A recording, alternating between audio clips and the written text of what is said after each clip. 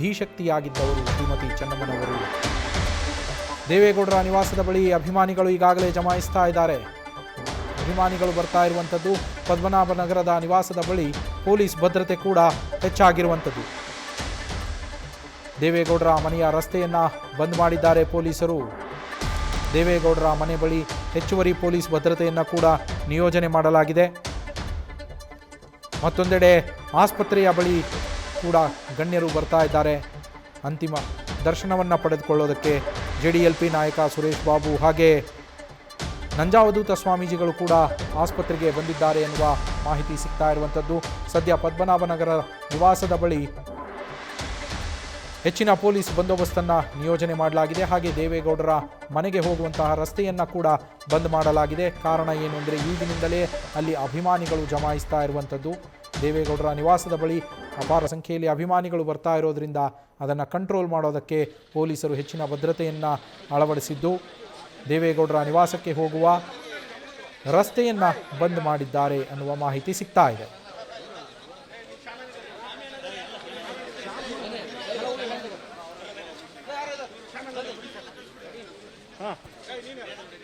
ಮಾಜಿ ಸಚಿವರಾದ ಕೇಂದ್ರ ಸಚಿವರಾದಂತಹ ವಿ ಸೋಮಣ್ಣ ಅವರು ನಮ್ಮ ಜೊತೆ ಸಂಪರ್ಕದಲ್ಲಿದ್ದಾರೆ.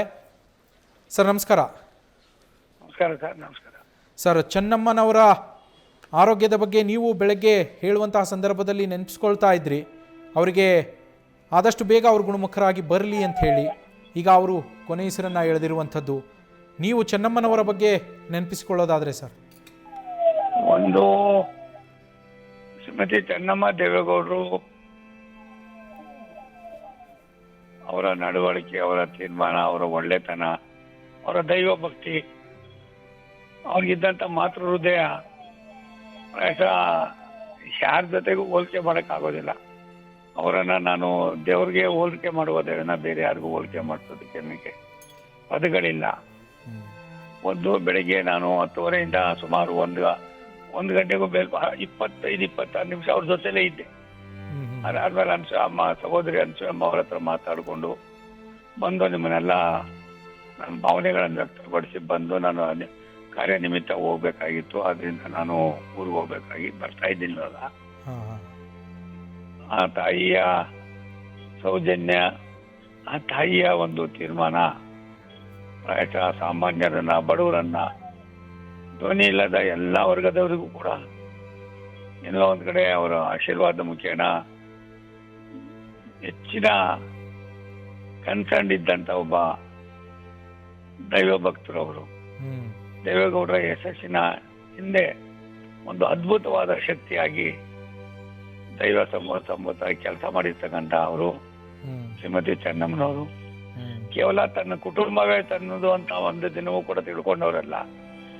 ರಾಜಕಾರಣದ ತೆರೆಮರೆಯಲ್ಲಿ ಯಾವತ್ತೂ ಕೂಡ ಎಷ್ಟು ಮಟ್ಟಿಗೆ ದೇವೇಗೌಡರು ಸಾಹೇಬರು ಮೇಲ್ಪಂಕ್ತಿಗೆ ಹೋದ್ರು ಕೂಡ ಎಂದೂ ಕೂಡ ತಮ್ಮ ಒಂದು ಇದನ್ನು ಎಲ್ಲೂ ಕೂಡ ತೋರಿಸ್ಕೊಂಡವರಲ್ಲ. ಸಾಮಾನ್ಯ ವ್ಯಕ್ತಿತ್ವ ಉಳ್ಳವರಾಗಿ ಹಳ್ಳಿಗಾಡಿನ ಸೊಗಡನ್ನ, ಹಳ್ಳಿಯಿಂದ ಬರ್ತಕ್ಕಂಥ ಜನರಿಗೆ ತಾಯಿಯಾಗಿ ತನ್ನ ಮುಗ್ಧತೆಯ ಜೊತೆಯಲ್ಲಿ ತನ್ನ ಪೂಜಾ ಕೈಂಕರ್ಯವನ್ನ ಪ್ರತಿಯೊಬ್ಬರಿಗೂ ಕೂಡ ಪರಿಚಯ ಮಾಡಿಕೊಟ್ಟಿರ್ತಕ್ಕಂಥವ್ರು. ನಾನಂತೂ ಅವರನ್ನ ಸುಮಾರು 50 ವರ್ಷಕ್ಕೂ ಮೇಲ್ಪಟ್ಟು ಬಲ್ಲವನಾಗಿದ್ದೇನೆ. ಅವರ ದೂರದೃಷ್ಟಿಯ ಚಿಂತನೆ, ಅವರಲ್ಲಿದ್ದಂಥ ಕನ್ಸರ್ನು, ಇನ್ನೊಬ್ಬರ ಬಗ್ಗೆ ಅವ್ರಿಗಿದ್ದಂಥ ಗೌರವ ನಾವು ಹೇಳೋದಕ್ಕೆ ಪದಗಳೇ ಸಾಕಾಗೋದಿಲ್ಲ. ಅದರಿಂದ ನಾಳೆ ಬೆಳಗ್ಗೆ ನನ್ನ ಮಗಂದು ಮತ್ತೆ ನಾಳಿದ್ದು ನಂದು 20ನೇ ತಾರೀಕು ಹೊಸ ವರ್ಷ ಹುಟ್ಟಿದ ದಿನ ಮಾಡ್ತಾ ಇದ್ರು. ಈ ಸಾರಿನೂ ಕೂಡ ಅದು ತುಂಬಾ ಹಣ ಕೊಟ್ಟಿದ್ರು, ಅದೆಲ್ಲವನ್ನು ಕೂಡ ರದ್ದುಪಡಿಸಿದ್ದೀನಿ.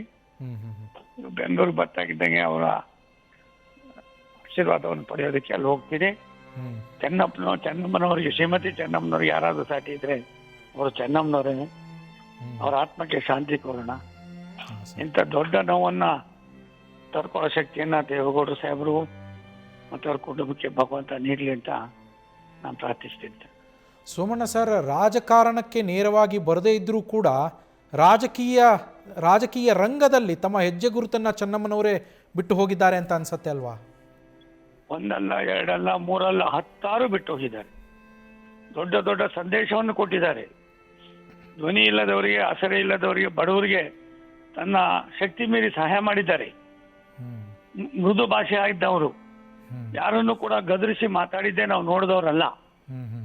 ಆದ್ರಿಂದ ಚೆನ್ನಮ್ಮನವರು ಒಬ್ಬ ವ್ಯಕ್ತಿ ಆಗಿರಲ್ಲ, ಒಂದು ದೊಡ್ಡ ಶಕ್ತಿ ಆಗಿದ್ರು.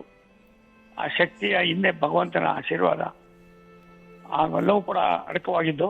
ಆದ್ರಿಂದ ಅವರಿಗೆ ನಾನು ಭಗವಂತನ ಪ್ರಾರ್ಥನೆ ಮಾಡೋದು, ಅವರ ಆತ್ಮಕ್ಕೆ ಶಾಂತಿ ಕೋರ್ತೀನಿ. ಸರ್, ಇಷ್ಟು ದೊಡ್ಡ ರಾಜಕೀಯ ಕುಟುಂಬದಲ್ಲಿ ಸುತ್ತಮುತ್ತ ಇದ್ದಿದ್ದೆಲ್ಲ ರಾಜಕಾರಣಿಗಳು, ಅದರಲ್ಲೂ ಪ್ರಭಾವಿಗಳು, ದೊಡ್ಡ ದೊಡ್ಡ ಹುದ್ದೆಯಲ್ಲಿದ್ದಂಥವ್ರು ಇಷ್ಟೆಲ್ಲ ಇದ್ದರೂ ಕೂಡ ಒಂದು ಸಣ್ಣ ಕಾಂಟ್ರವರ್ಸಿಗೂ ಇವರು ಸಿಲ್ಕೊಳ್ಳಿಲ್ಲ ಅಂತ. ಅವ್ರಿಗೆ ಅದು ಗೊತ್ತೇ ಇಲ್ಲ. ಆ ಥರದ ವ್ಯವಸ್ಥೆನೇ ಬಲ್ಲವರಲ್ಲ ಅವರು. ಎಲ್ಲರನ್ನೂ ಕೂಡ ಸಮಾನವಾಗಿ ಅವರು ಎಷ್ಟೇ ದೊಡ್ಡವರಾಗಲಿ ಬಡವರಾಗಲಿ ಧ್ವನಿಲ್ದವರಾಗಲಿ ಸಮಾನತೆಗೆ ಮತ್ತೊಂದು ಹೆಸರಾಗಿದ್ದಂಥವರು ಶ್ರೀಮತಿ ಚೆನ್ನಮ್ಮನವರು. ಹಾಂ ಸರ್. ಅವ್ರ ಆತ್ಮಕ್ಕೆ ಶಾಂತಿ ಕೋರೋಣ. ಹಾಂ ಸರ್. ಒಂದು ಅಂತ ವ್ಯಕ್ತಿಗಳು ಮತ್ತೊಮ್ಮೆ ಹುಟ್ಟು ಬರಬೇಕು ಪ್ರಪಂಚಕ್ಕೆ. ಅಂಥವರಿಂದ ದೇಶದಲ್ಲಿ ಬಡವತನಕ್ಕೆ ಸಾಮಾನ್ಯರಿಗೆ ಒಂದು ದೊಡ್ಡ ಶಕ್ತಿ ಆಗ್ತಾರೆ. ಭಗವಂತನಲ್ಲಿ ಪ್ರಾರ್ಥನೆ ಮಾಡೋಣ, ಅವ್ರ ಆತ್ಮಕ್ಕೆ ಶಾಂತಿ ಕೋರೋಣ. ದೇವೇಗೌಡರಿಗೆ ಆತ್ಮಸ್ಥೈರ್ಯ ಯಾವುದು ಕೂಡ ಹೊಂದೋದಕ್ಕೆ ಅವಕಾಶ ಕೊಡಬಾರ್ದು ಅಂತ ದೇವರಲ್ಲಿ ಪ್ರಾರ್ಥನೆ ಮಾಡ್ತೀವಿ. ಖಂಡಿತ ಸರ್, ಖಂಡಿತ ಸರ್. ನೀವು 5 ದಶಕಗಳಿಂದ ಚೆನ್ನಮ್ಮನವರನ್ನ ಬಲ್ರಿ ಅಂತೇಳಿ ಹೇಳಿದ್ರಿ. 5 ದಶಕಗಳಲ್ಲಿ ನಿಮಗೆ ಮರೆಯಲಾರದಂತಹ ಒಂದು ನೆನಪು ಅವ್ರ ಬಗ್ಗೆ? ಒಂದಲ್ಲ, ಎರಡಲ್ಲ, ಮೂರಲ್ಲ, ಇನ್ನೊಂದಿನ ಚರ್ಚೆ ಮಾಡೋಣ. ನಾನು ಟ್ರಾವೆಲ್ ಮಾಡ್ತಾ ಇದ್ದೀನಿ. Okay sir. ನನಗೆ ಒಂದು ರೀತಿ ನೋವು ಕಾಡ್ತದೆ, ದಯವಿಟ್ಟು ಕ್ಷಮಿಸಿ. Okay sir, thank you. News first, ನಿರ್ಭೀತಿಯಿಂದ ನಿಮ್ಮ ಪರವಾಗಿ.